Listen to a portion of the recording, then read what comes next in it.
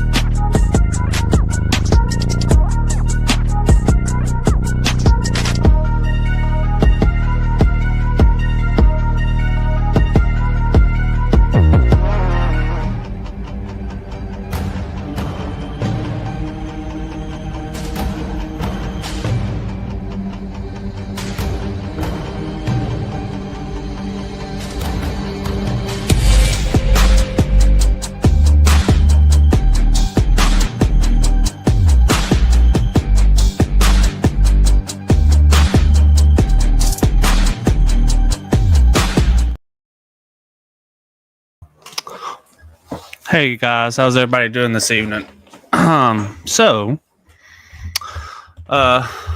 We had Derek is kind of tied up right now, so from Tired Sports, it's just gonna be me tonight. But I did find someone willing to come on and hang out with me.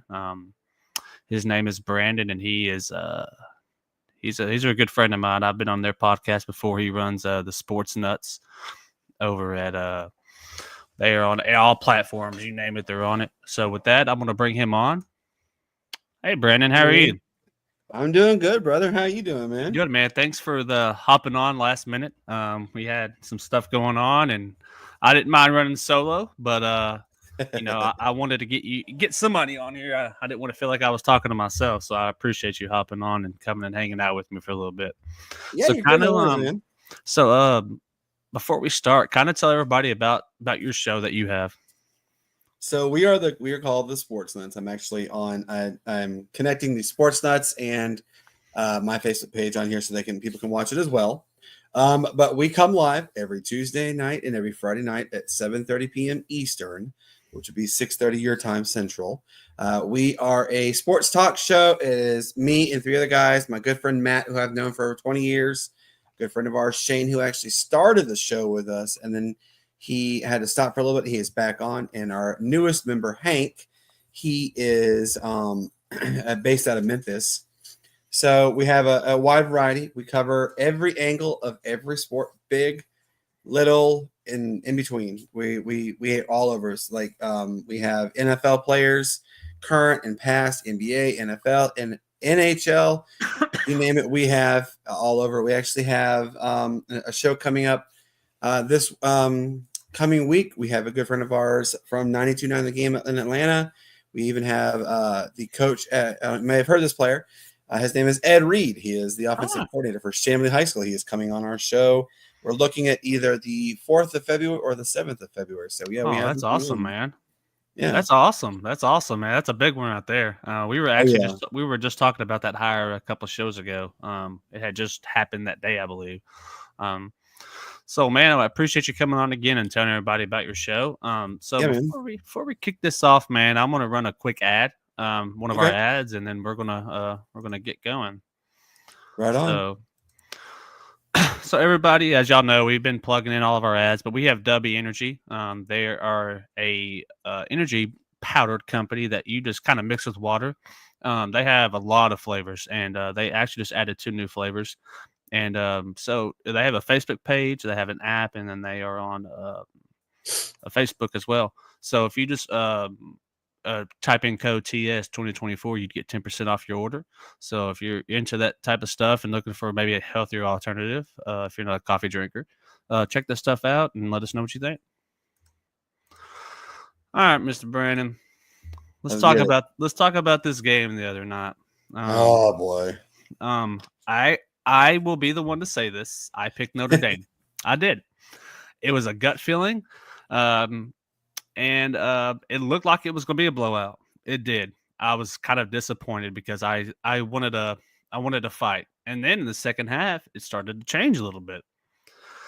But at that point, I personally felt Notre Dame was too far behind, and they just couldn't get it done. I was actually surprised by the play of Riley Leonard in the second half because they realized they had to throw the ball and not just run.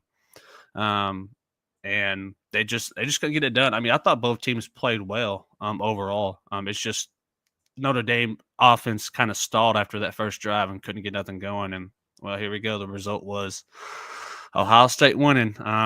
After all they went through, all the talk of, oh, well, they lost to Michigan. They wouldn't get past the first team they played. And well, here they are. They ran through Oregon, they ran through Tennessee, ran through Oregon, ran through Texas. And then here they go. They ran through Notre Dame. So Ryan Day's job is saved. I thought it was saved before this, but it's saved.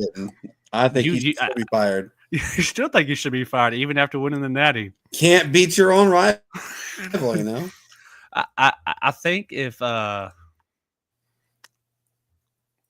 I did. Sorry in advance. I rode him till the end, man. I was not giving up.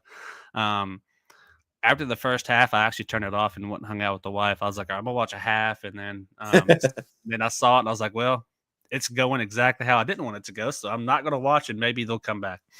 It never happened. So, but yeah, Ryan Day got him one. I think he saved his job for, well, let's see if they can beat Michigan next year. I mean, they play Texas early next year. They got to play Texas early, so that let's see how they do against how that kind of that rematch will happen. And I think it's the second game of the season. I mean, Will Howard. I kind of want to talk about him because I was like really hard on him all year. A game in particular that I still don't forget is when they were playing Marshall. I just feel like he couldn't push the ball down the field, and I was like, man, if this is Will Howard that they get, they're not going to have a chance to win a championship. But he got better. He did. Junkins finally showed up. I mean, he's had games, but they were in offensively. I thought Chip Kelly called a really good game. I feel like he is due to another coaching gig soon. Maybe, I don't know. I mean. So I'm gonna be open on this one. So look, I'm a University of Hawaii grad. That the run and shoot has always been in my blood. There's 2 coaches that I always wanted Hawaii to have as to lead them into the promised land. One, Mark Helfrich, which was an Oregon coach, but my number 1 coach was Chip Kelly. I wanted him to be a University of Hawaii coach, like to the day I die kind of thing, but unfortunately, it didn't go the way we had. Look, we had Timmy Chang as our coach, but Chip Kelly did. He is an offensive like genius, great offensive minded coach, and even if he doesn't get the opportunity to be a head coach back in the NFL, I think he will still get an OC position in the NFL. I mean, you're right. He is going to be one of the hottest commodities in all of college football. You have 136 teams who they want to be better. Well, actually, 135 out of 136. They want to be better than Ohio State. Mm-hmm. So they're going to try everything they can to see if they can, pull Chip Kelly over. And it's going to be interesting to see where he goes, if he goes somewhere. Yeah, it's going to be very interesting. Hey, Hank, man, how are you? I'm glad you were able to hop in and hang out with us for a little bit. Hank is actually a part of our show, the Sports Nut, y'all. So he's a part of the show. Here. Yeah, I think Chip Kelly. I think he will get some kind of somebody's going to want him eventually, whether it's college or the NFL. Um, I actually thought he did well in the NFL um, at the Eagles. I thought he had some good times there, but I think at that time he was trying to bring I kind of in a way he almost brought that collegiate type offense to the NFL. Like Yep. he did a good job with it, but the NFL just wasn't ready for it at the time. It was still And the kind of NFL evolves. It's an evolving game. You know, I yes. mean, example like with Colin Kaepernick, he ran the pistol formation his Mhm. entire career. And so the 1 year that it was the most successful, like the Niners go to the Super Bowl. The next year, the entire NFL has evolved. Colin Kaepernick is back to mediocre. So you're right. And Chip Kelly, he has just this like uber fast offense. It's got to be one of the fastest offenses I've ever seen. Mm-hmm. And teams they evolve. It is easy to evolve and look and say, hey, you know what? This is what they do. Let's pick it up. And the NFL is a faster level of play. Mm-hmm. Well, what do you think? Coming from these two teams here, how do you think they both could get back to this stage next year? What would they have to do? Because both quarterbacks, I think, are leaving. Jenkins, I would expect him to go for the draft. I think all three of those will go to the draft. They do have Smith still, so they have a weapon at wide receiver. How can they get back? Is it that they go portal quarterback, or they kind of stick with him? Because Ohio State's backup quarterback, his last name is Brown. He's actually just committed to Cal, so he's not going to be there. So kind of the quarterback rooms for both these teams are open. Well, Ohio State had the absolute highest NIL funded roster at $20 million this year, which, people are left and right, even the big boys, ESPN and all them are saying, congratulations, Ryan Day, you bought your national championship. And people are saying this should be like a salary cap kind of thing. Well, I think Ryan Day will hit that portal. He'll hit it fast. He'll hit it hard. He's going to get transfer portal, high-end caliber quarterbacks. They're going to come regardless. Ohio State, it has I think it's like one of the second highest odds to go back to the national championship again next year. Look, I'm going to tell you guys now, I don't like Ohio State. I've never liked them. I don't understand why, but I don't like them. But I think they have a better chance. Notre Dame. See, this is where I've never been sold on Notre Dame. You've seen me mention in your show. I don't believe in them, because they play an ACC schedule. However, folks, they're not an ACC. Why? Because they would have to surrender the $20 million a year that they get from NBC and give that piece of the pie to the ACC. And the ACC has absolutely one of the worst grant of right deals ever known in the history of any level of sport. I think Notre Dame will drop. I really do. I don't. All right, so I'm gonna date back a little bit. Do you remember when the Manti Te'o played for the Notre Dame? Mm-hmm. They had a really solid foundation. They go and they lay an absolute goose egg in the national championship in 2013, and then they fall off the rocker. And Notre Dame goes and they hire Brian Kelly. Notre Dame just couldn't get over that hurdle. They still can't get over that hurdle. Lou Holtz is the last one to win the national championship in Notre Dame's golden helmets. I think Notre Dame is going to be another 4, maybe 5 years even that they get back to this level. I do like Marcus man. Freeman. I think Marcus Freeman is the coach for them. Oh yeah, I do think that he has the locker room. Like it's not like, oh hey, we lost, it's kind of done. My thing is I think he's actually going to get interest from the NFL. Now, so rumor is that the Las Vegas Raiders have asked Notre Dame to interview him. Yes, and I'm not surprised by that. I know it's only like one good year. Like he's been there a couple of years, but like he made it. He made it to the national championship. Whatever they lost, but I think he's a great people person. So like he can get a locker room day one. I think that's what happened at Notre Dame. He just had to build his team. And, I never thought like Riley Leonard or Will Howard were those quarterbacks, but I think in this game we got the perfect, like they almost to me like are in a sense identical. I think Will Howard's better, but like when you look at them, they're like almost look the same. They even were like roommates. Build the same, yeah. Yeah, they were even roommates in a football camp together. So like I was reading about that the other day. So like I think Notre Dame has just got to find another. I think Notre Dame is always going to have the defense. That's what they've always been known. They're kind of like Penn State. They've always known for the defense. The offense is just there. They had Sam Hartman last year. I thought they had a good team last year. Couldn't get over the hump. I couldn't beat the teams they needed to beat. AK Michigan. That's every year it seems like. No matter what regardless of how good either team is, they can't beat Michigan for whatever reason. But I hope to see these teams. I hope to see Notre Dame. Like I do agree. I want them in a conference. I think to be able to make the playoffs, you need to be in a conference. We've said that all year, and I agree with that.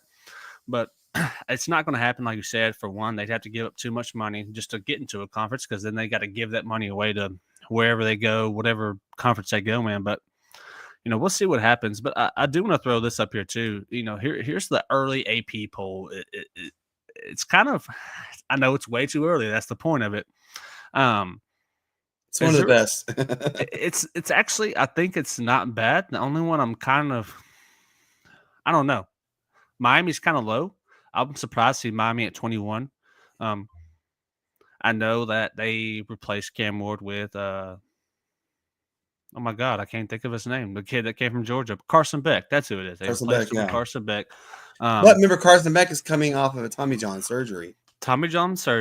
And I think Carson Beck always thrived because of that Georgia defense. And Miami's defense is atrocious. They haven't been good for a while. They're like toilet bowl defense. Yeah, I actually like this. I actually think that this is a pretty good, way too early top 25. I'm surprised to see Texas at 1. I'm not sure if that's because the whole Arch Manning thing. They did have some good recruits come in. Obviously, the portal reopens in, I think it's April. Mm-hmm. So we'll see what happens. It's only a short window on that portal as well. It's a very short window. So I expect that however long that's open, active daily. We'll see some stuff happening. But another team I'm surprised to see kind of on the lower side is Arizona State. I thought they, again, this is way too early. It's not set in stone, but I expect to see them higher because that Arizona State team is good. Offensively, they didn't have their best wide receiver. He's coming off. He broke his collarbone, so he'll be back. They do lose Scadaboo. That's a big loss. Scadaboo is a big loss. That's a big loss. He's going to do great in the NFL. I think so. I'm going to kind of rebuttal on this one. I actually agree that Arizona State should stay. It's a good starting foundation point for Arizona State. And you got A&M in there, Kansas State. I do like Georgia Tech. I don't know if they're keeping Haynes King. I hope he stays. I love him. He's from where I am. He literally grew up 15 minutes from down the road. His dad's still the coach at the high school that he went to. He's still there coaching. They made it to the state semifinals this year and lost. But, Indiana, 23. I don't know. We'll see what they do next year. Game 1 is going to be the one, the deciding factor, if they should still deserve to still be in the top 25. Yeah, I agree. I'm kind of like between SMU, Indiana, Arizona State. Those are the teams I'm really going to be looking at next year. I hope they have some more tougher games before conference play. I want to see them play somebody that's worthy of a, like, hey, we beat this team, like, because up until the playoffs, Indiana's best win was Nebraska. They lost to Ohio State. They beat Nebraska by like 50 points, I believe, or close to it. So we'll see. I'm kind of seeing what Raiola for Nebraska does next year. They actually have to play Penn State next year. I'm excited. I am ready for that game. That's gonna be a good one. That's gonna be a good game. A&M, I'm actually excited about that because now they'll get a full year of Reed. What do they do with that offensively? They have Reed. They have Terry Bussey. They'll have their running back. They are stacked at running backs. They have everybody coming back. Plus, they have Tiger Ridden from DeSoto coming in. So they are like loaded in running back position. So we'll see what A&M does in the SEC.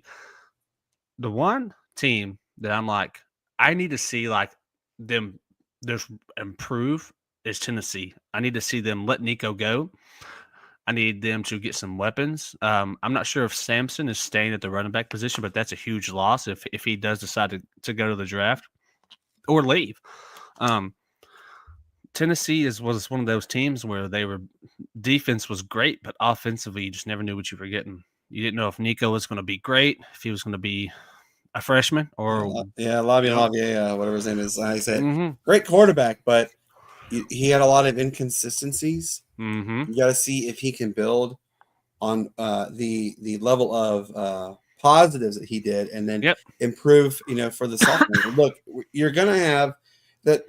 For folks who don't know, the term sophomore slump is a very real. It's thing. real. It's very real, and it hits people at the most inopportune times.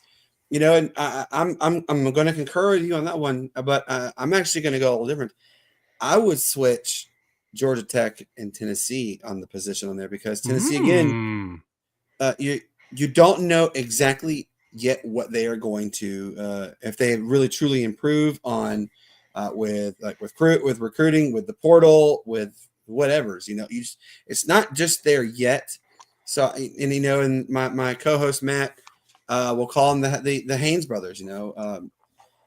Does Haynes King State? Does he? If he does, I think Georgia Tech has a good chance to help run the ACC at a better mark than I would say even Miami. Because look, Carson Beck, great quarterback, did great things, but coming off Tommy John, not a lot of baseball players in general can really come back from the Tommy John surgery. Mm-hmm.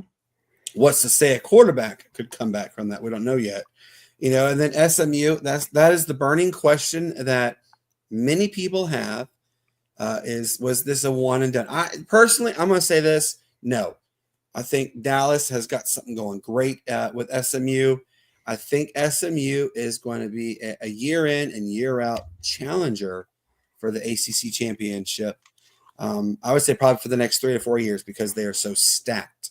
Yep. And look, they're not, and the SMU is not earning any money from the ACC. They elected to join as long as they stayed out of the grant of rights for I think it's like 6 years. They don't get to tap into that grant of rights funding. So the way they're getting their money is through donors, through boosters, through NILs, all those kinds of things. So that's how they're bringing their. They do get a small portion if it's nationally televised games. They don't get it if it's regionally. Like the ACC network, they cover like Clemson and all those kinds of schools. They'll get that's part of the grant of rights. But SMU and Stanford, both and Cal, all three agreed they were going to they would come and join the ACC, but they would stay out of the grant of right for 3 years. Which again, like I said, the grant of right is a joke. It's one of the worst deals ever.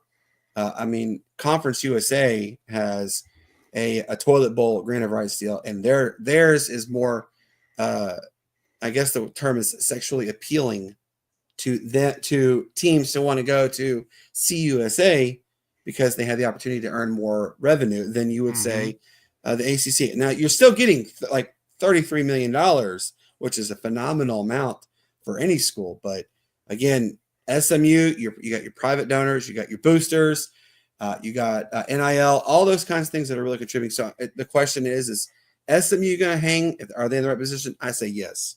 Now, there's two teams I would change there. I love their quarterback. Oh yeah, he's fantastic. Jennings is great. Again, he's from Texas. He's from around the Dallas area. So I liked him. When they had to play Penn State, everything's better in Texas. I mean, that Penn State game. I mean, he had to play nobody like that. I mean, he's a freshman, so I mean, he didn't have a good game. So I expect SMU to be better. The one team I'm surprised not to see on this top 25 early is UNC. I know the whole Bill Belichick. I'm something. I don't know. That's going to be my sleeper team in the ACC. It's just I don't know. There's just something about that. Over under 7 wins. What would you give them? Over. What would you give them as a total win total? I'd say 7 wins is fairly accurate just for year one under Bill Belichick. I think right now I would pick Clemson to win the ACC, but I would not be surprised if I like going crazy, so I'm gonna go crazy. I don't think Miami is gonna be as good. I think SMU won't get worse, but I think I don't know. I'm gonna say that they have a chance to compete for the ACC. Compete. Now I'm not gonna say they're gonna win it because I think Clemson is gonna be even better next year. Cade Klubnik's coming back. Yep, he said he's not done yet. So I think they get better. So I think Clemson will actually run the ACC, but I expect UNC to compete. I do. I think they're going to be better than expected year one. I said don't be surprised if in year two they were competing for a national championship because I believe Belichick is that really good. He finds the unknown guys that are really good. His first portal guy comes from Holy Cross. I mean, he that's what he does. I think in year two, I would not be surprised if they were in the playoffs and competing. You know who'd be a good hire for Belichick to have? Who's that? His old buddy Thomas Dimitroff. Look, him and TD, they did something absolutely unheard of at New England for a long time. They got diamond in the roughs. They got gems, and they made lemonade out of lemons. They did a great job. And look, Belichick, yes, he's up in age, but you're right. First off, the name alone, Bill Belichick is synonymous. Belichick is synonymous with champions because he won 7 in New England. So they say, "Oh, I want to go play for something like that." But I know quite a few people who played with him. They did say he was kind of a hard A. I'm not going to use that because but that's expected. No, he is a hard coach. But I think now if you were to put him and Thomas Dimitroff together again and put him in the collegiate level, I would absolutely agree that year two you could see an undefeated UNC team if those two were together again because they can pick again diamond in the roughs and players. And I mean, here's an example. I know that Bill Belichick has been talking to a Wisconsin Whitewater running back. Guys, Wisconsin Whitewater is a D3 school. If he can pull a D3 running back who wins the national championship almost every year to come to UNC and help potentially win an FBS national championship, the sky is the absolute limit. And I'm gonna second you on UNC as a sleeper. I will say 3, maybe 4 years we could see possibly an undefeated UNC team going into the ACC championship. Yeah, that's where I'm. I mean, obviously, year one, I don't think they will compete for national championship. I don't know if they'll even compete for the ACC championship. I think they will compete in the ACC because I think Clemson is going to be a veteran team, and of course, having Sweeney Dabo, you're going to. I mean, look what they did this year. They could have beaten Texas, like they could have. They just weren't on that level yet. I think they will be on a level of that type next year. But UNC, the thing that I loved what they did was he brought in Lombardi. That was such a smart move. Again, they worked together in New England. What that does is now you almost have 2 gurus recruiting. I mean, Lombardi's going to go find people too. He's going to go find people as well. So, and it's also his last name. His last name. I mean, hey, you can't go wrong with that last name. You hear that last name, you're going to know something good's going to happen. So, well, all right. Well, before we jump into some NFL stuff, I'm going to run another ad for us real quick, and then we're going to hop into that.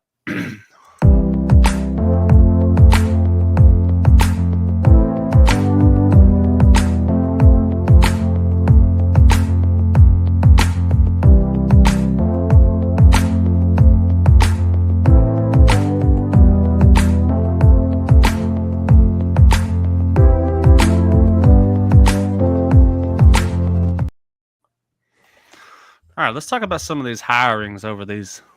Well, let's just say this week. Ben Johnson to Chicago. Surprised? Yes, I have a good buddy of mine, Mark Ryan, who is based out of Detroit, for the ticket, the 97-1 the ticket, and he is utterly disgusted in what Ben Johnson did by staying in the NFC North.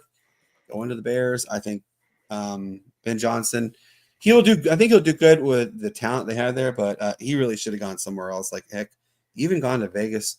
Better opportunities, I feel, are in Vegas. Yeah, I was surprised to see him go to Chicago. That was not talked about. It was the most I was hearing was the Raiders.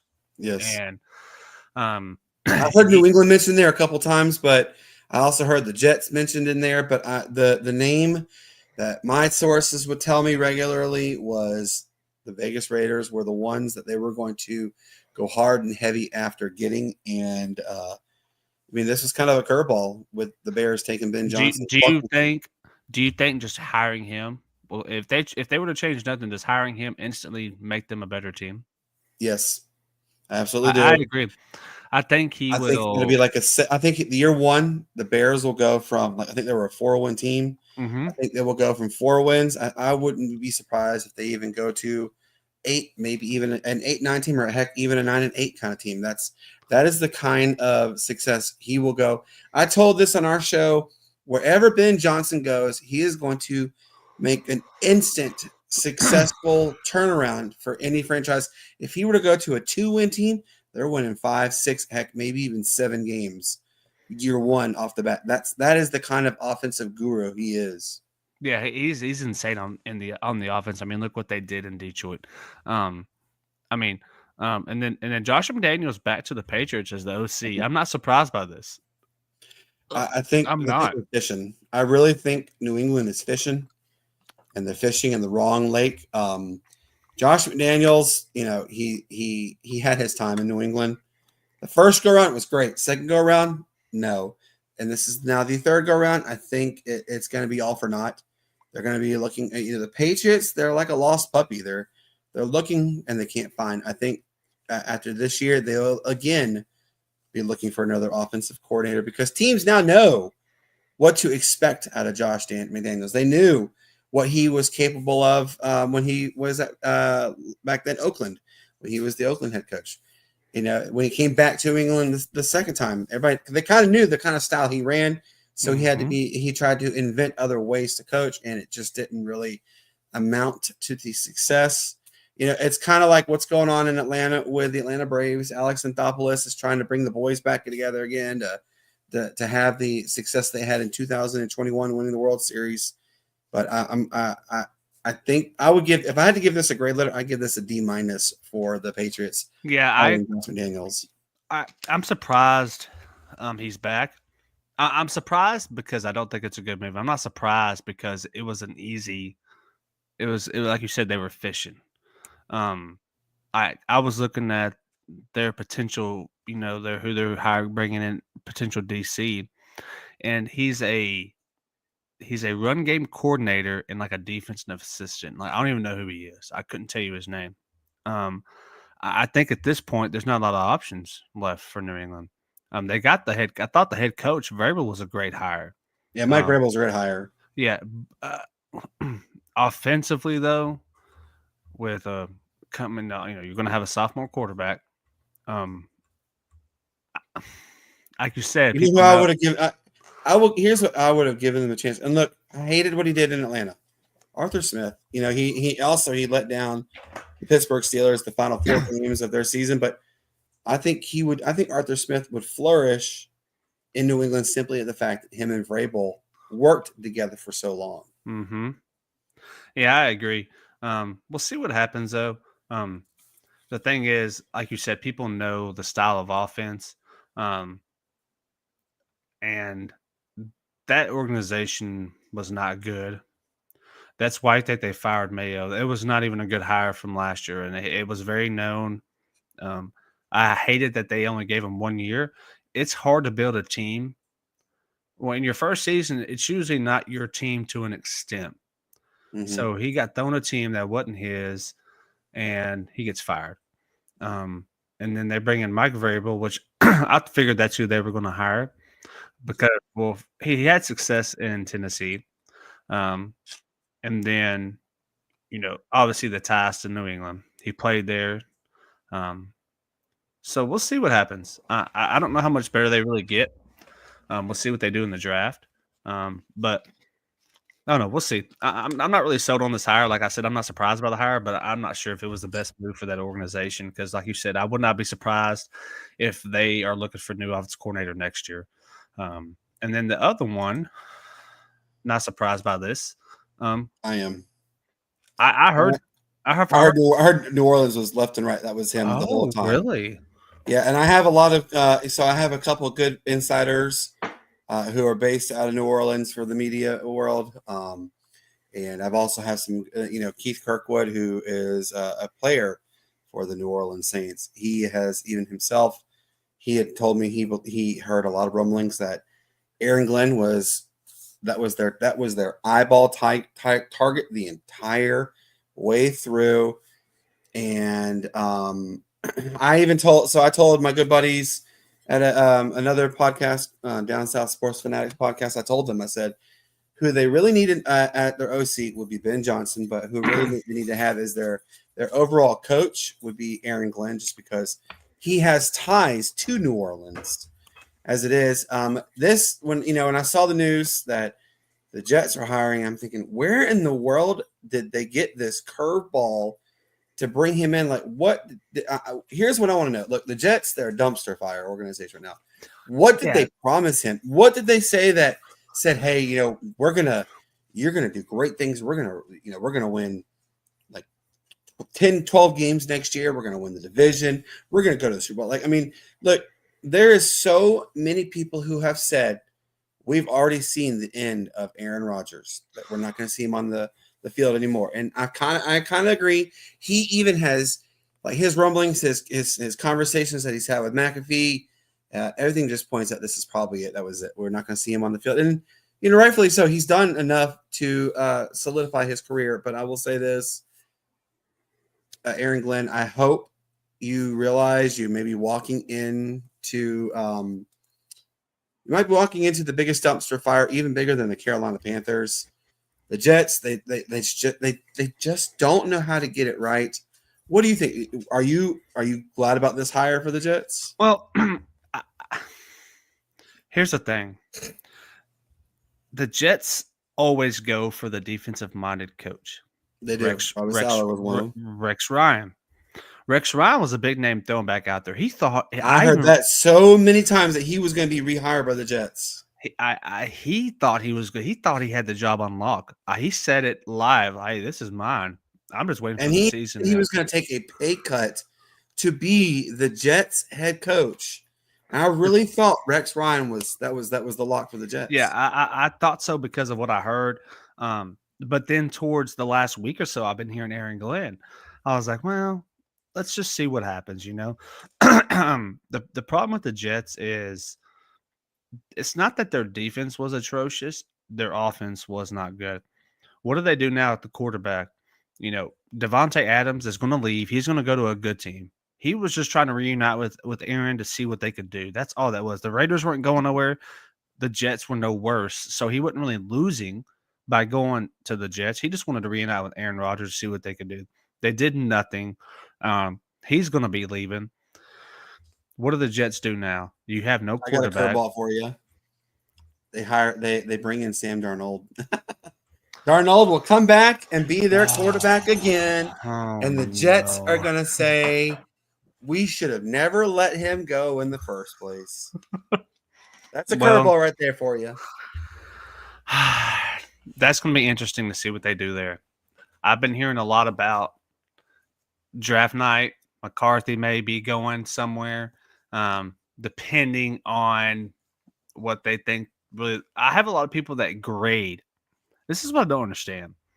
McCarthy had a preseason game or two, and he got hurt. I can't remember when it was. It may have been the first one. I can't remember. I think it was the second preseason game. He tore his meniscus, and I think his MCL. Yes. So I hear a lot of people talking, and I just watched a big old show on YouTube with Mel Kiper and somebody else. A lot of people have McCarthy graded higher than almost every quarterback coming in. And I'm not really understanding that because they didn't see enough of him. They saw him against preseasons against, you could say nobody's in a sense. The Jets, I think is a good hire from who he is, but he's not going into a good situation. Like he's good at what he does. He's just not going to a good organization. Um, do they win more games than they did this year? Probably, but I say they win 2 more. that's what I'm saying. They probably win more games, but I don't know how much further they get. I don't know. Well, I don't know rumor how. mill is Devontae Adams is wanting to reunite one more time with Derek Carr and finish up Carr's career in New Orleans. It makes perfectly good sense to have Devontae with Carr because they're going back to their Fresno State ties. I really could see it happening. Yes, it is a hefty contract, and the Saints are still in cap hell. They're slowly but surely getting out of it. Obviously, they just re-signed Alvin Kamara, and there's so many pieces they have to bring in. Can they really afford to bring in? Like I think he's a $30 million tag. Could they really bring a $30 million tag? I don't know, but I could honestly see the Rooney family taking a leap of faith and doing something to get Devontae Adams to be on there just for one last hoorah with him and Derek Carr. Because look, Devontae Adams is not getting any younger, and his production is declining. He had a below par year this year at the Jets. I mean, I think it was like 3 touchdowns, which something you don't see for a player of his caliber. I don't know. Again, I want to know if I could be a fly in the wall and hear what they promised Aaron Glenn to be the head coach of the. I mean, look, obviously you got to start somewhere. You really do. I understand 100%. Arthur Smith did the same thing. That he started somewhere. He got a chance at Atlanta. Had a tumultuous run in Atlanta. Fans are still kicking themselves in the backsides for trusting in Arthur Smith, but he got his chance. I don't know. I hope I'm wrong. I hope we're wrong, and I hope for Aaron Glenn's sake, they go 12-5 this year. They win the AFC North or whatever they're in. I don't even is it the North or AFC North? They I are hope or it's AFC something. They are in the. Hold on, I'm looking at. I have it right here. Oh, the AFC East. They're in the AFC East. Hopefully, they win the AFC East. They surprise everybody, and they challenge the Ravens. They challenge the Chiefs and the Bills for the top three seeds in the postseason. Obviously, the odds of me winning the lottery I have better chances of that than them going that route. But the chances are not zero, but they're pretty slim. They're pretty slim. Like I said, how about all right? Let's stamp it right now, Dustin. All right, January 22nd, 2025. You and me and Derek, all three of us have a better chance of winning the lottery back to back drawings than the New York Jets do of winning 12 games. And if they do, we will eat crow. Yes, I will eat crow because I hate to even say that's impossible, but we've seen things in sports this year that define the impossible that have happened. So, yep. But we'll see what happens. I do want to bring up something, another coaching gig. Now we have some of these coaches off the board. What does Dallas do? What are they left with now? That's a tough one. I mean, they have, I've been hearing Kellen Moore. Don't know why they'd bring him back. I'm not sure why that would be a good hire. Look, Kellen Moore did great things when he was the quarterback at Boise. He's done great things in general in the collegiate level. But time and time again, coaches that he has been with, they're like two rams butting heads on a mountain. It's constant. And I understand Kellen Moore wants to assert his dominance that, hey, I can do it. Now, I'm not saying Kellen Moore cannot run a great offense. He really does. I mean, he had a great coach and Gary Patterson, not Gary Patterson, the head coach that was at Boise. He was a great coach, did great things at Washington even. I could see Kellen Moore doing decently if he were to go, but the Dallas Cowboys now, look, the Dallas Cowboys right now, there's too many cooks in the kitchen right now. Mhm. And you have an owner who wants to have a piece of every single pie there is, and he wants to talk. I mean, when Dak Prescott got hurt, uh, he came on the radio show on over in Dallas and said, "Oh, he'll be fine. He'll be back in a couple weeks." Little did we really know, the truth is that he had an avulsion of his hamstring. It's separated completely from the bone.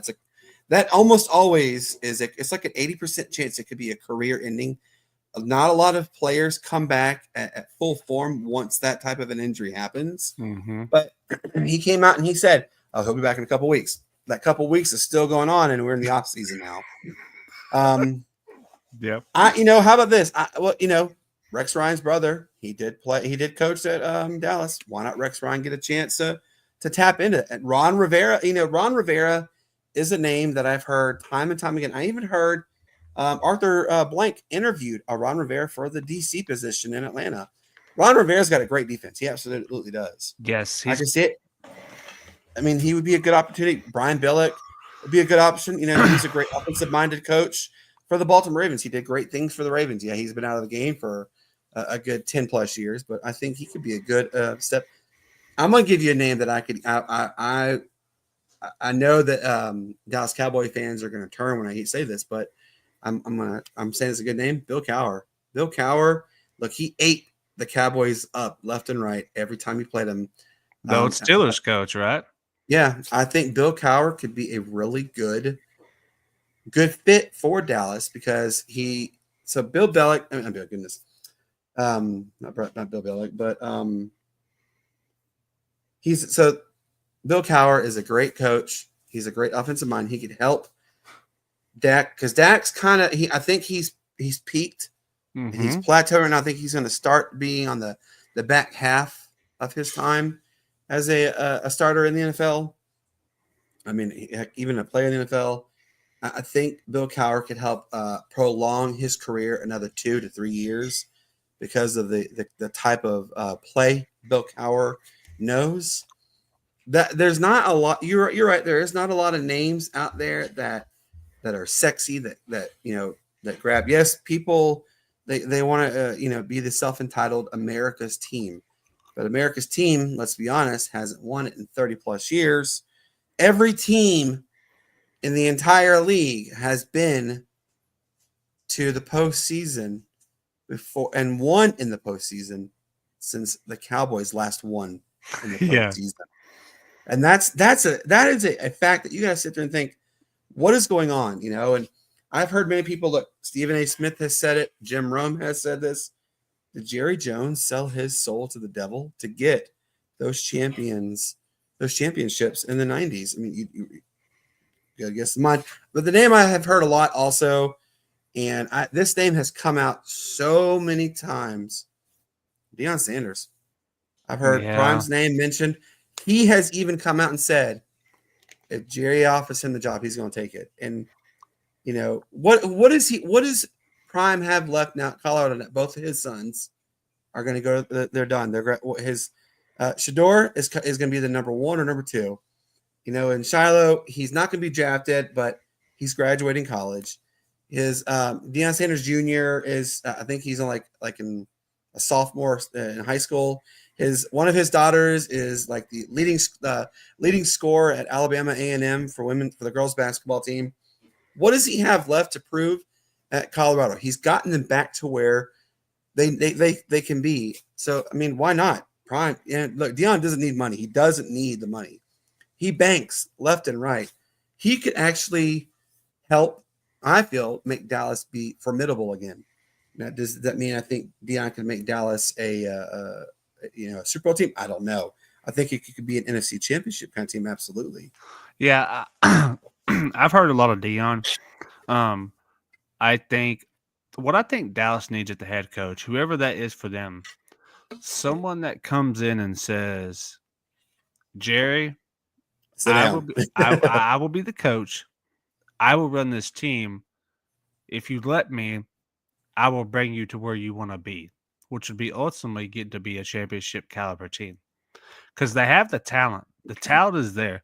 The only talent that Dallas needs, in my opinion, They need the offensive line tweaked. They need to do something to the offensive line. They need a running back.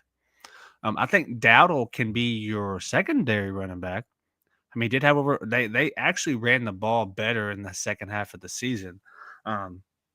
Now, what that means, I don't know. But they need a running back. They need some offensive line work, and we need another edge rusher, someone besides Micah Parsons. He's great. Don't get me wrong, but obviously on defense they were they weren't healthy this year. They'd get healthy and they'd get unhealthy. So they need someone that's going to come in, assert their dominance as the head coach, and tell Jerry, "I will be the coach. I will run this team. You just do your part. I'll do my part, and we can win a championship or two, whatever that is." And Dion, I think could be the guy to do that because him and Jerry are very close. I think Jerry might let him do a little more, but like a Kellen Moore, he will run all over Kellen Moore, and it'd be the He same. will eat him left and right. That's exactly. So that's why I think that's a terrible even consideration. So we'll see what happens with Dallas. I mean, well, in the draft experts, Elmo, I think I've looked at 35 out of the possible 48 that are out there right now.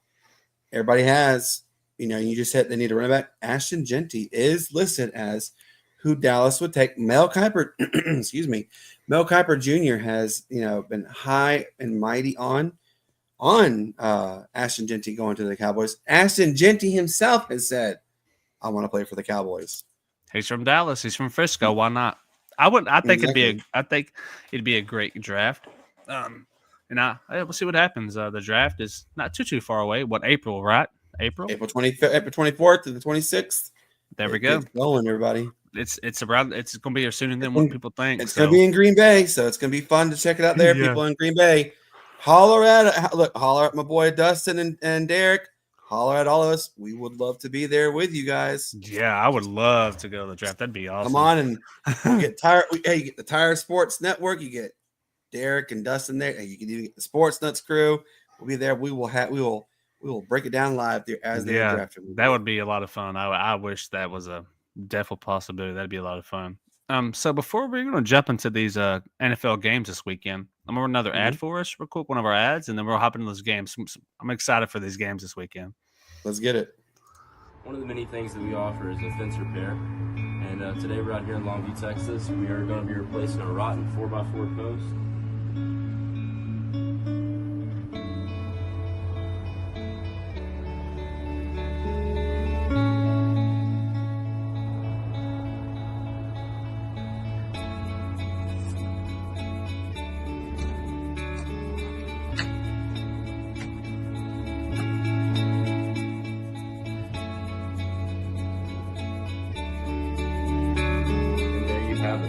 Fence restored from standing tall. You can reach us at 903-619-6343.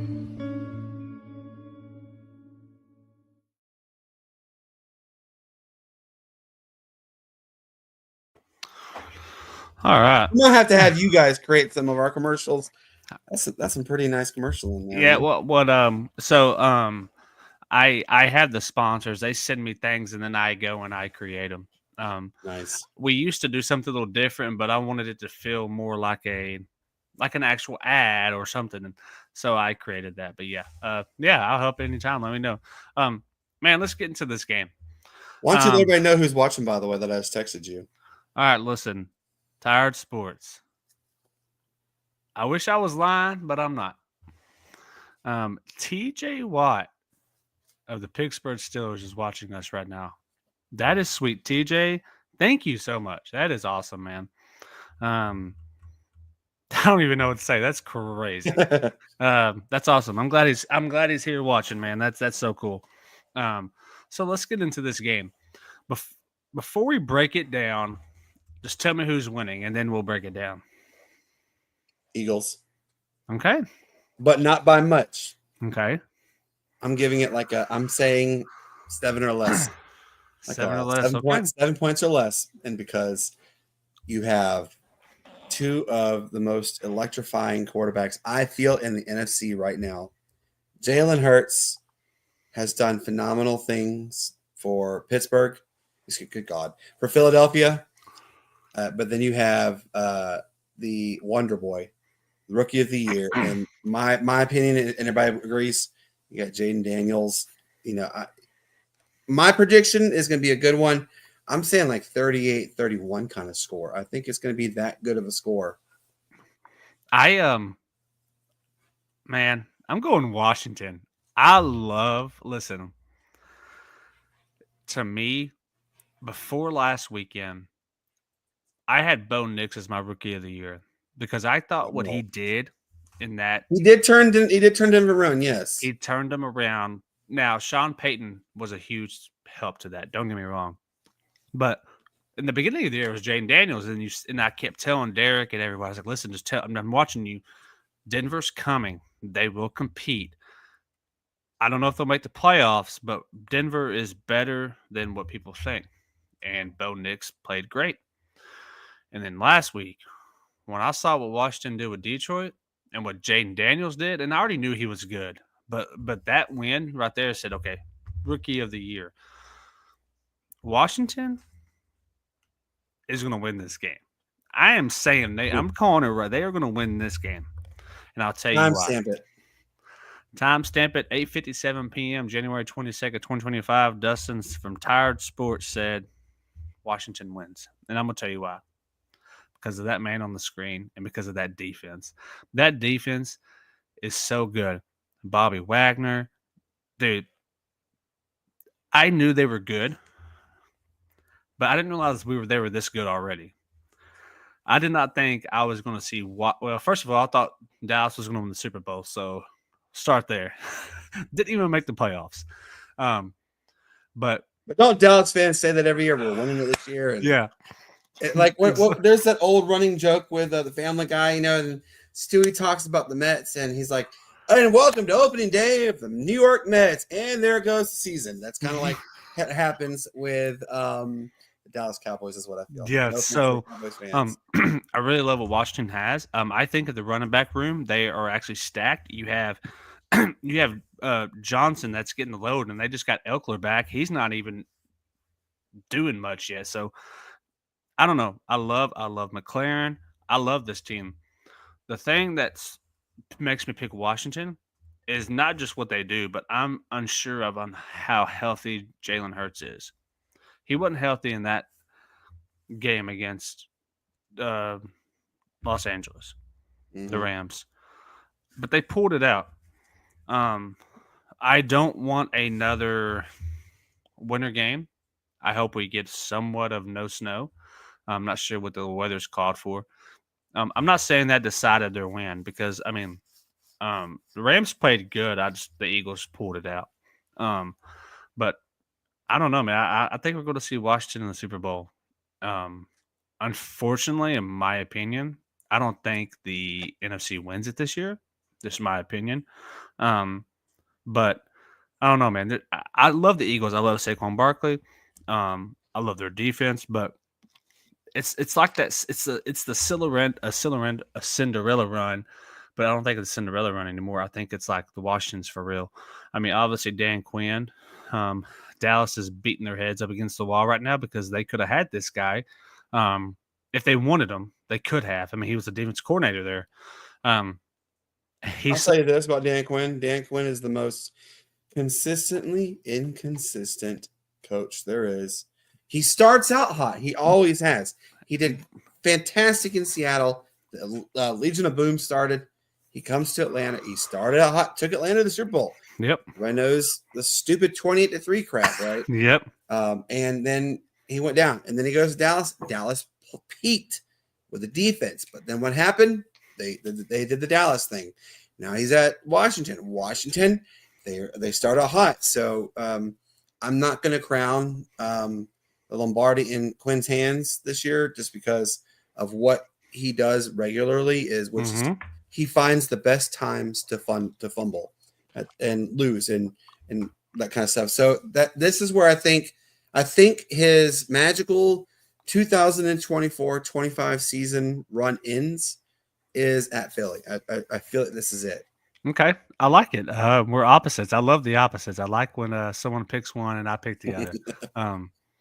I have it 35-38. I think it's gonna be a close. It's gonna be a nail biter. So we're It's both not- right there. We're both saying Yeah. it's going to be a close game. Yeah, it's not going to be like the Detroit-Washington game. It's not going to be like that because Washington had that game pretty much locked down. I know it was a little back and forth, but Washington had that game.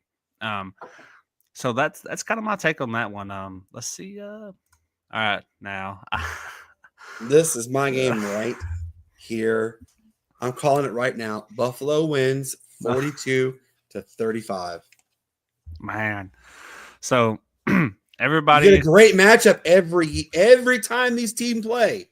It's one for the ages. I know what It ain't gonna everyone's going to stop. say. Patrick Mahomes is going to get help. I get all that from the refs. I get it. But Patrick Mahomes, the Chiefs in general, in the playoffs, they find ways to win. They win. Again, Patrick Mahomes grew up an hour from where I live. So Got drafted in baseball. got drafted turned in that down. baseball, turned it down for football, and obviously it's been a great choice. Yep. Yes, he's had a down year. It's been his worst year as a starter. Not a terrible year, but he didn't have a year that he's always had. Listen, I say this every time. I can't bet against the Chiefs until they prove me otherwise. So I got to go Chiefs. I'm gonna go same score as you, but Chiefs. Exact same score, but Chiefs. I got them by 7. It's They're going to not be a gonna, great game. this every time these teams play, even in the regular season, it's always a good game. And it's Yep. gonna be the same way. This is gonna be. I can't say which game's gonna be better because I think they're gonna be very similar. They're both gonna be good games, close games, nail biters to the end. The Chiefs' defense is phenomenal. Chris Jones is insane. Patrick Mahomes, I mean, I don't know what we're going to get offensively from them. They just got Pacheco back. He hadn't been playing. Not sure what's up with that. Maybe he is still injured, but he's been cleared to play. Kareem Hunt's been playing well since he's came back. I always thought Kareem Hunt was meant to be a Chief again. Yeah, and I'm actually glad I'm glad he came back because they needed a running back. Pacheco, I mean, Pacheco's great. I have nothing against him. I think he's a great running back. Pacheco is one of those running backs when he got drafted to the Chiefs or however he got there, it was like a good situation. It's a situational thing from him. If you put Pacheco on any other team, I'm not sure if we know who he is anymore. I believe he runs angry. They did CBS did a story on him last year, and they asked, "What is it with the way you run? Why you run?" He said, "I run angry because I was always told I'm too small. I'm undersized. I'm never going to do this or XYZ." And he said, "I'm out to prove them wrong every time." And that's what he does.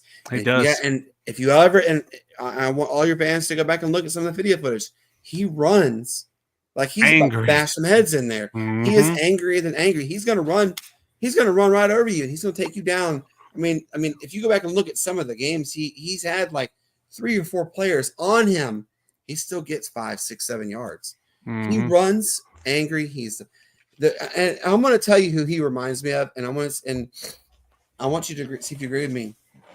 Do you remember Jamal Lewis, Priest Holmes? Oh even? yeah. He runs a lot like a mixture of Jamal Lewis. He's shifty like Jamal, but he is forceful like Priest Holmes was. It's like they put together. And Isaiah Pacheco came out. Pacheco is a phenomenal player. And if Kansas City, God forbid, whatever reason they do, try to move on from him, he's going to eat them alive the rest of his entire career. Because every year he's going to go there and he's going to pop 200 plus yards. That is how angry of a runner he is. I could see it. So you got Bills and Eagles in the Super Bowl. Yep. And here's my kicker. The curse of Buffalo, whatever it is, it ends finally. And what I mean by that, y'all, I'm telling you this is an actual fact. An old friend of mine had no idea actually that this was real. Buffalo is the only professional sports franchise to win 4 straight conference championships and lose 4 straight Super Bowls. And in a couple of those Super Bowls, they didn't just lose. And I'm going to quote my co-host Matt. They got mollywopped. They got pretty handily beaten by them. So it was pretty shocking to see. But I think the curse finally, and look, guys, if you're a Bills Mafia fan,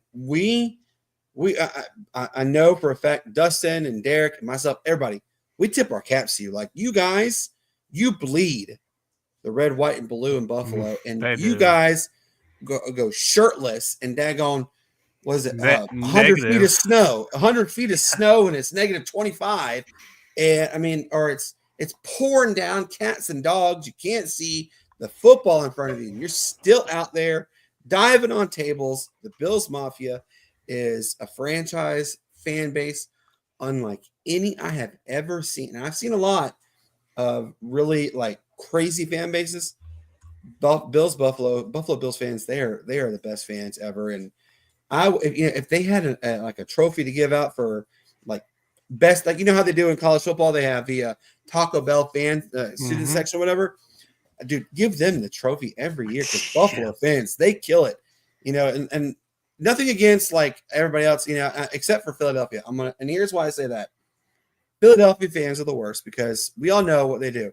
And for those who don't know what I'm talking about, just remember snowball, Santa Claus. They threw snowballs at Santa Claus. When the Phillies lost in the World Series to the Arizona Diamondbacks, it was sell the team, get rid of everybody, worst franchise ever known to man. So you can't crown them anything like that, but I can crown Buffalo's fans right now. Here is your fan trophy. Give it to them all. They are fantastic. And that's why I still think the curse is going to end. We have a sorry in advance. They are a Phillies podcast, so they would I bet they wish they were here. They're actually great Philly fans. They're like the opposite of what I hear about Philly fans, but they would. They were actually just talking about some stuff the Philly fans did recently that was terrible. I want you to talk to those people at the podcast. Ask them, hey, I heard from a friend of mine, Santa Claus and snowballs. Can you guys elaborate? And they may be embarrassed, but it's real. They threw snowball at Santa at halftime because they hated Santa Claus and they hated how the Eagles were doing. They were playing poorly, so they quit on their fan. Yeah, it's a whole mess. But it's going to be the Super Bowl in New Orleans is going to be a fun Super Bowl. I say it's Buffalo, and I say it's Philly. Okay. With Buffalo finally hoisting that coveted Lombardi trophy. Wow. 5th time's the charm. Well, again, I got Washington and the Chiefs. Do they three-peat, though, in your eyes? Yes. Wow. Because the last professional team that three-peated is the Lakers. Yes. I don't know, man. I just can't bet against the Chiefs. It's not because Patrick Mahomes from Texas. I mean, they're going for a three-peat for a reason. Andy Reid, phenomenal coach. I mean, I don't know. We'll see. I actually, before, on last Sunday or last Wednesday, excuse me, I had picked Detroit to beat the Commanders, and then Sunday we have a Tired Sports group chat on Facebook. All of our podcasts are on there, and all 6 of us were kind of just chatting. Everyone's like, "Hey, who y'all have?" And then I said Washington. I changed my pick. I was right. So I almost want to pick Buffalo and then go back and change, because I feel like I'm doing good with switching. But I'm going to stick with it. I'm going Chiefs, Washington, and I'm going to have the Chiefs hoisting it for three in a row. But this is going to be a good game. This is going to be a really good game. And I'm excited for it this weekend. Yeah, I'm excited for it. I'm going to tell you this. I'm sad, though. It means we only have 3 games left in the NFL season. I know. I can't even believe that. I can't believe college is over. NFL is about to be over. But I'm excited because we're coming into the basketball stuff. Me and Derek are huge basketball people. So we love football, but basketball is where our heart is. We love the basketball stuff.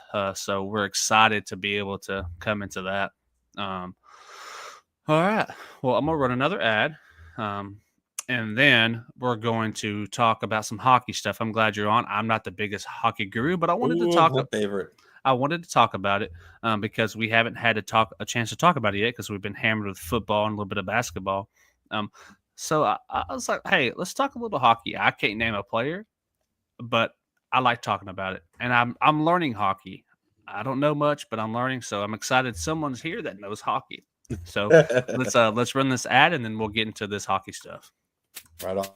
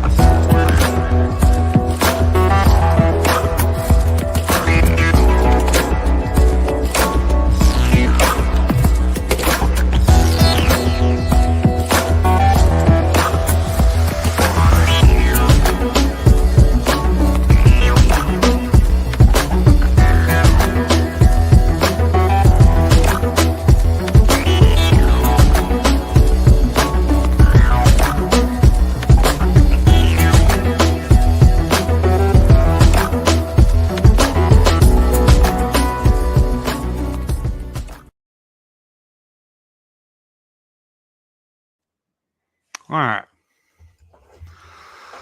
So, Mr. Brandon, Let's kind get of it. kind of kick it off here. Kind of let's talk about some hockey here. So, just by looking at where we're at on the standings, this was as of right before the show. I pulled these. The team to me that always seems to be up there in the top is Las Vegas. Yep, Golden Knights are one of the best. Ever since they've came into the league, they've been in what 5-6 years now. Is that about right? Yep, that's correct. And they've won one. They've won a championship. Yep. I- Lord Stanley's Cup has visited Las Vegas, and I think it'll visit again this year. You know, the team that you have to really watch out for. There's always one sleeper in there, and I'm going to tell you the sleeper in just a minute. And it's not Okay. who you may sit here and look at it and think, what team on the Eastern Conference is going to give the Golden Knights a challenge? Who do you think could be that team? Well, so I'm kind of disappointed where they are right now because I thought that they were actually going to be at the top at this point. But I actually thought Dallas Stars was going to do really, really. I know they're doing okay. They're not like where I thought they would be, but I thought they were going to run away with the Central this year. I really did. But Winnipeg has been up there all season. Again, I don't know a lot about hockey. I'm getting into it. I'm trying to learn it. But You do know where the Winnipeg Jets came from, right? I don't. They are the Atlanta Thrashers. Mm. So everybody in the sports town there is in ATL, we hate the Winnipeg Jets. Okay. And so I started off earlier on towards the end of season 2, started this year season 3 of our show about talking about the Winnipeg Jets because they had such an electric start. They had a hot start. They won 15 of their first 16 games. Wow. And but I want you guys to look. Dallas is creeping. They are. And below them, though, that's your other sleeper in the western side is Minnesota. The Wild, they are coming together, and they're going to come at the right time.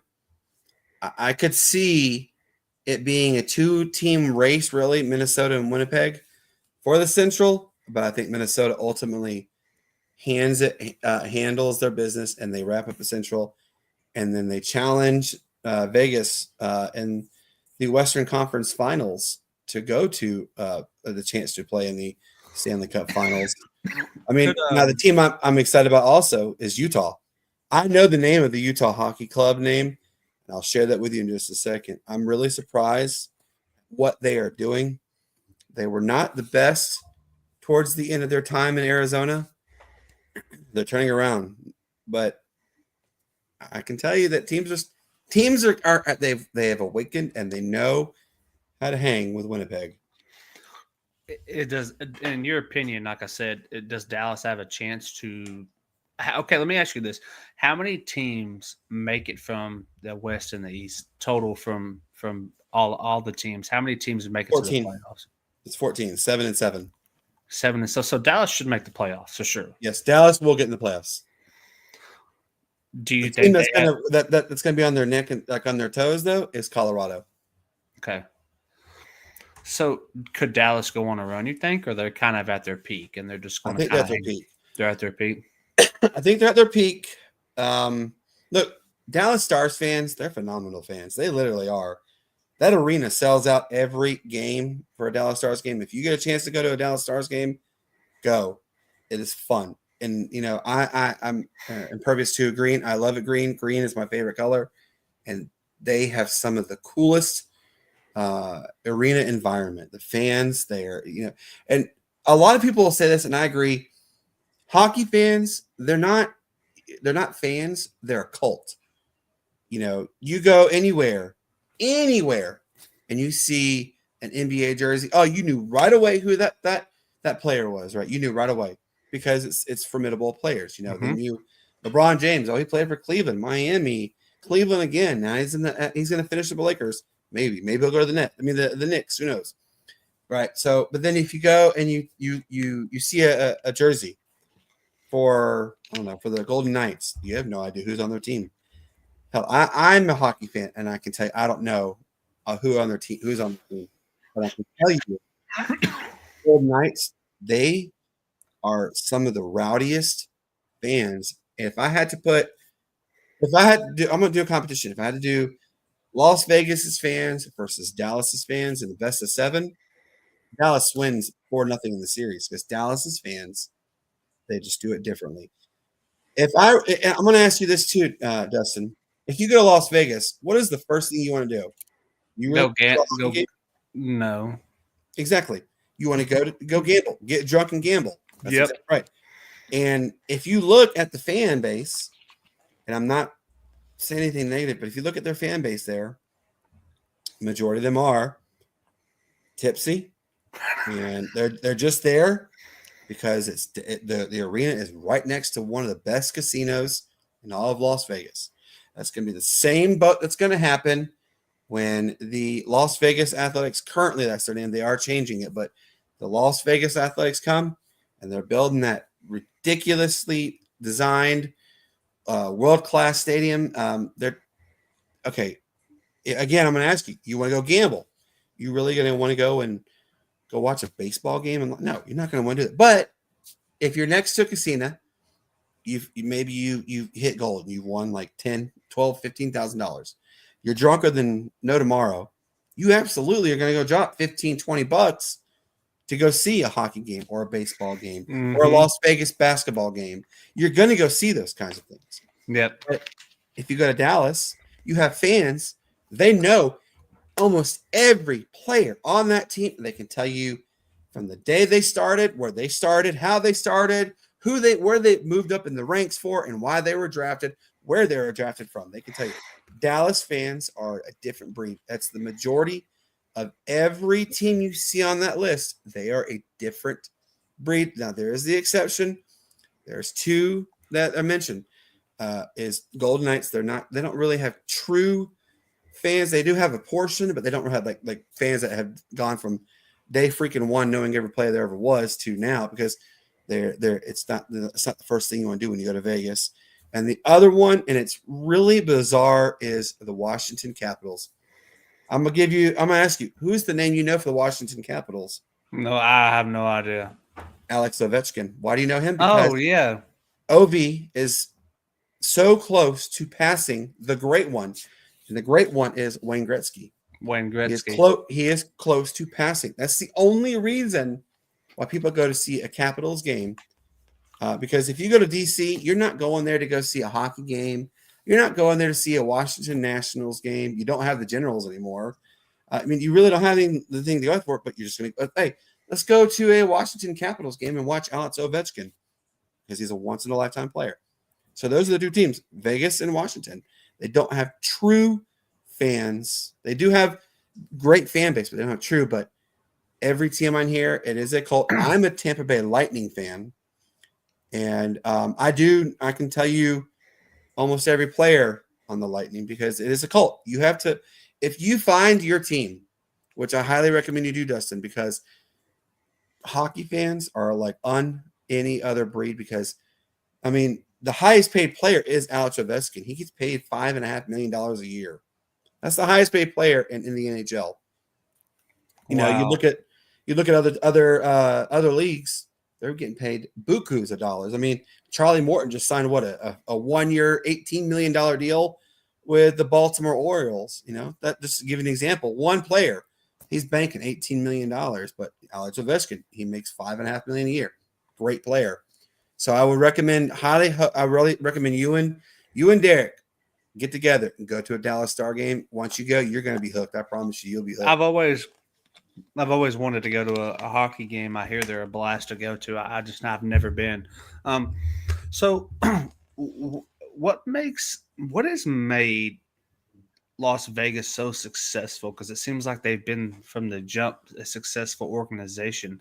Outside of just being in Las Vegas, why are they so good and they're still good 5-6 years in? What is it? I mean, they started from nothing and here they are. And what's made them? Because Dallas has been there, Toronto's been there. I mean, all these teams have had it, and it seems like the Golden Knights are there every year since they've been in the NHL. What is it about that organization of those teams? It's the expansion draft. Seattle, exact thing. You NHL teams, whenever there's an expansion draft that is triggered, you have to protect your biggest assets of the team. And Vegas, you get a player from every team. You really do. Every team you have to give up one player. Vegas and Seattle did it right. They went after the young talent. They hit the younger talent, the younger players who they're trying to make a name for themselves outside of what they did at the college level. And, college hockey is not something you turn on the TV and you see every day. You usually only see the Frozen Four on ESPN. But it's a real good sport to watch in college. It's fun to watch. They're there because they know they're playing for the possibility of being in the future. And they hit it right. They got the young talent. And the ownership of the Golden Knights, they know how to make things look more lucrative for them. Like that, you have your base contracts, but then you have your incentives.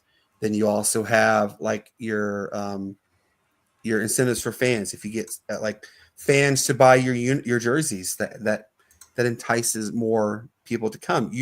All these players that play for Vegas play for Seattle.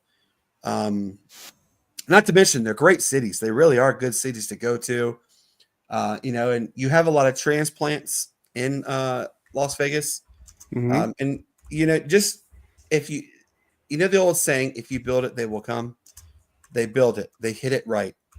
The fans came and they've stayed. My good friend Heidi Harris, she has her own show, HeidiHarris.com. Check her out. She is a radio talent. She's based out of Las Vegas. And Heidi, she doesn't watch hockey, right? Mm-hmm. Her and her husband went to a Vegas Golden Knight game. Guess what? They're hooked. They actually enjoy going because it's a great environment. And, she can't tell you from left to right who their team is. It's fun going.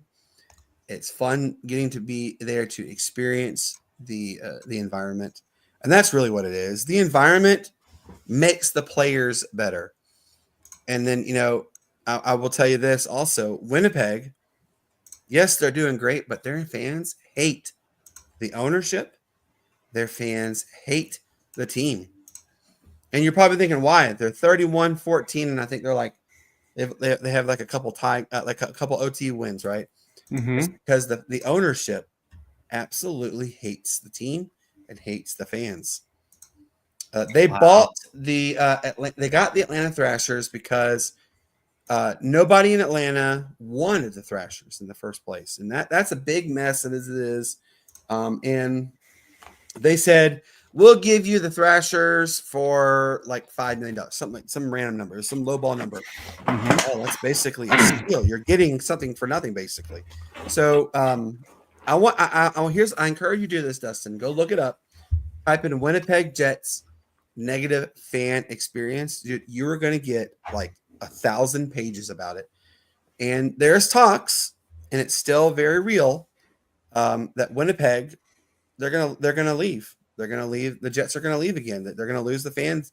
The fans are starting to. They're ranked as one of the worst fan bases because they don't sell out the arena anymore.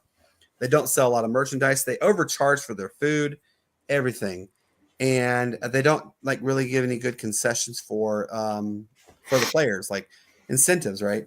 So my source inside the NHL, they did have the owners meeting, and both Atlanta and Houston are the two cities who are going to be awarded an NHL franchise. Atlanta will be the first, and here's the reason why: is because a billionaire investor invested $2.5 billion of his own money to build a new arena, a 30,000 seat arena in Cumming, Georgia, which is in Forsyth County, just outside of North Fulton. Beautiful town. Cumming's beautiful.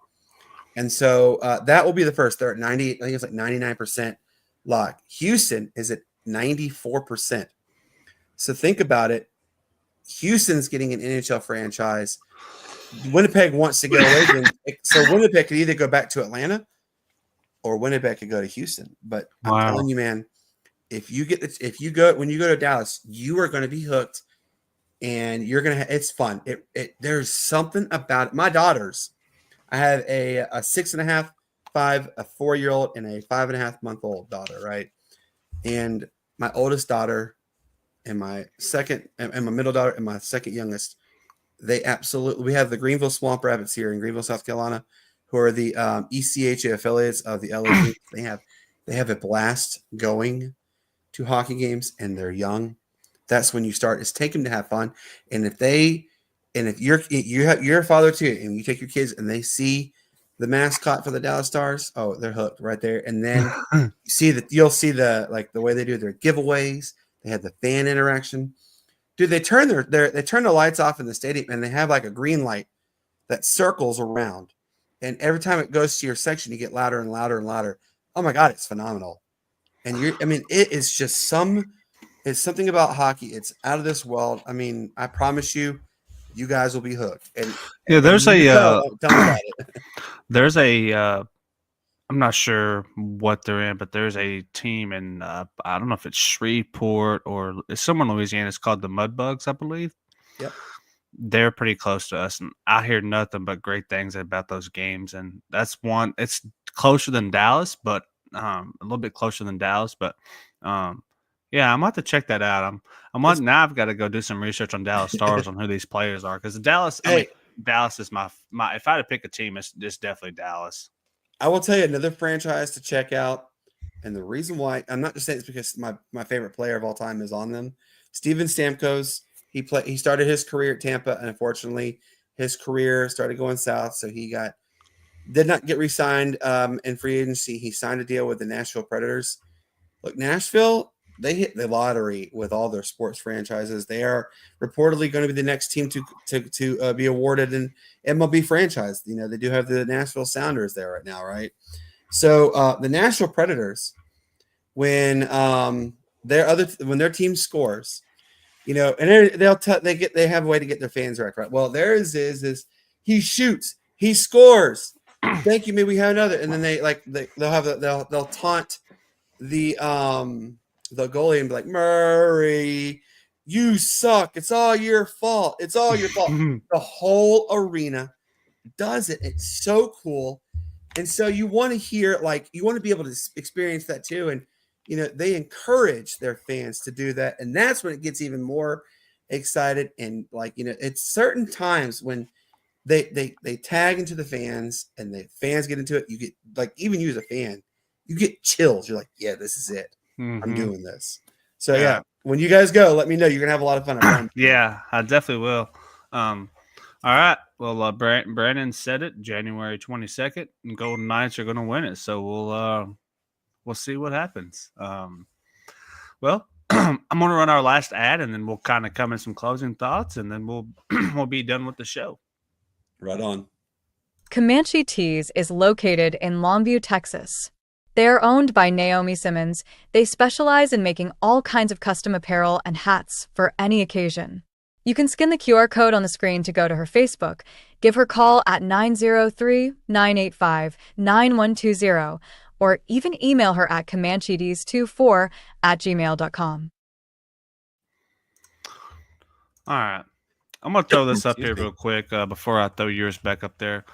So, guys, people watching, whether it's from the Sports Nuts, whether it's all the Tired Sports pages, if you're not following us on all the platforms, please scan this QR code. We are now on Apple Podcast as of, this week. So if you scan the QR code here, it will take you to all of our socials, and you can add us and follow us from there. So please, please, please do that if you're not following us yet.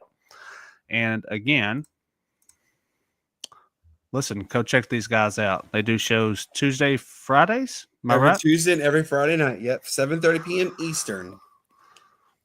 We we cover every angle. We have big names come on.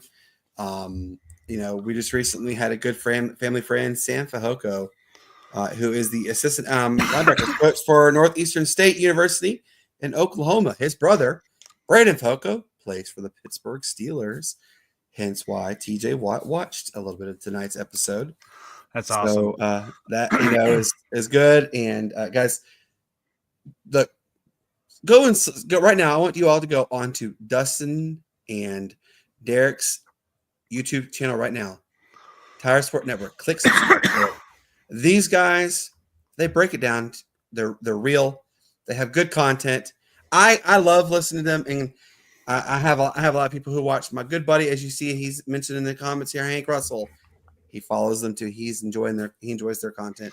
Check them out today. You're not going to be let down. I promise you. Yeah, please do that. And Tired Sports, again, if you're not if you have not, go check the Sports Nuts. They're great. I've actually been a guest on their show.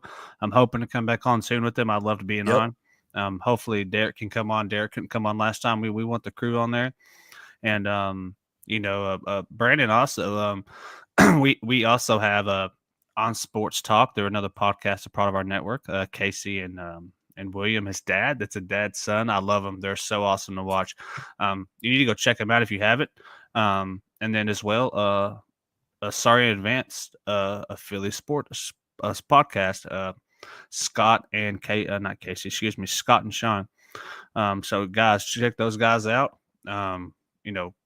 We try to bring on a lot of people, and again, Brandon, thank you for coming on, man. I appreciate thank you for having me, brother. For a short notice. I hope everything's good with Derek. Had some sick kiddos, so he got tied up last minute. So I appreciate you coming on and hanging out with me for a little bit on short notice. And guys, again, go follow us on all of our socials. Sponsors, appreciate all the sponsors continuing to ride along with us as we continue this and supporting us as we support them. And we will be back Sunday at 7. We will recap the the game from Sunday. We have a special guest on Sunday. Sunday's going to be a good one. We have a current player for Sam Houston. Excited. Oh. I know him. I got to watch him. I have a good buddy from Sam Houston State, Jason Barfield. He's a great. He was their MVP in their bowl game that they had, and they won. I'm not going to mention his name yet. I'm going to wait. If he's watching, he knows who he is. I'm excited about that. So he'll be on Sunday. We were actually supposed to have a guest tonight. He was going to be our first transfer portal player on, but he had a family emergency, so we have to reschedule with him. So hopefully Derek will get that done with him, hopefully sooner than later. And then after that, next Wednesday, if I'm right, we have a arena football player coming on, current arena football player. He played at West Virginia, and I think this was his first year. So he is, a young player. So we're excited about that. Those are the things to come. And then, again, football is winding down, so we're going to be getting into the basketball. March Madness is around the corner. It's my favorite time of the year. As crazy as that sounds between the football stuff, March Madness is so fun. Derek says this all the time, and I agree. If we have to watch one more event for the rest of the year, I would pick March Madness women I'm and into men's. March Madness is so fun. So then we have spring training around the corner for baseball. I'm sure they're getting close to well, they're year round, but they're getting close to coming back. So baseball's around the corner. Excited excited to see what my Rangers did in the off season. See how they I would say improve, but they went from a championship team to, well, not even making the playoffs. So hopefully we get better. Brandon, is there anything you'd like to say before we hop off here? Nope. Check us out at the Sports Nuts 176 on YouTube, at the Sports Nuts, Facebook, Twitter, Instagram, TikTok, Twitch. We are on Apple. We are on Spotify, iHeart, Podbean, and we are also on Odyssey. Check us out. We welcome any and everybody to come. Just come have fun with everybody. Talk sports with us. Talk sports with Dustin and Derek. Just have fun, guys. And hey, Yep. as I tell everybody, peace up, A-Town down. Why it's the greatest sports city in the world. You know what, though, guys? My buddy Matt will always say, don't get flagged. Don't do something stupid. Be smart. Don't drink. Don't drive. Have fun. Be safe, guys. Thank you so much for having me on, Dustin. I appreciate it, buddy. Yes, everybody have a good evening, and we will see everybody Sunday.